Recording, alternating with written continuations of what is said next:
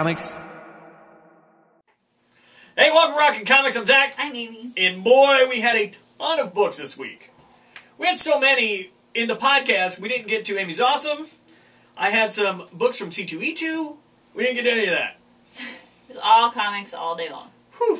But this week, and I think we said, one of the best week of books, bar none. Mm-hmm. Every single book, except for two, and even that we probably could have thrown in. Yeah. Could have been our Rockin' Comic of the Week, but as it stands, we have two. We have two. We have two.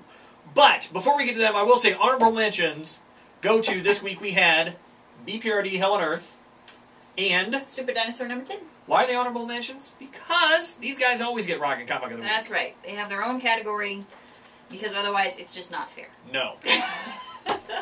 These two books, consistently so good. They're constantly a Rockin' Comic of the Week, so they are in their own. Yes. So there you go. Yep.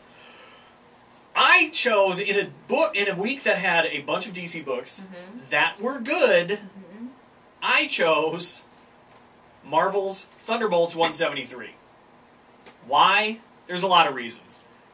The art, I like the art in the book. The story, I was really surprised at how, and I shouldn't have been surprised, but where this story is going with Baron Zemo from the old Thunderbolts, how he's manipulating everybody once again.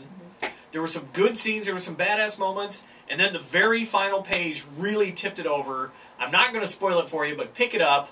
You have Fixer and Fixer. Spoil it in the podcast. We do spoil it in the podcast, so check it out. Check out the podcast at rockincomics.com. But let me just say, Thunderbolts 173, dang, so good.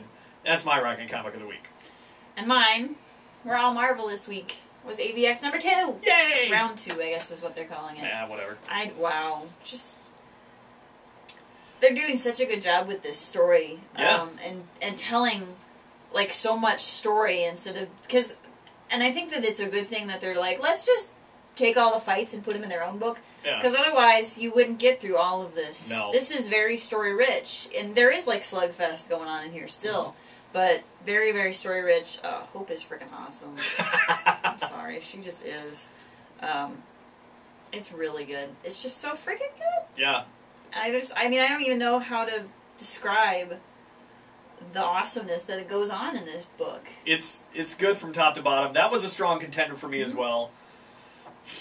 So there you go. We had a whole bunch of DC books that we could have gone with, and both ended up picking Marvel. But yeah, but really good books. Batman number 8 is out this week. That's awesome. Wonder Woman number 8 is awesome. Nightwing number 8.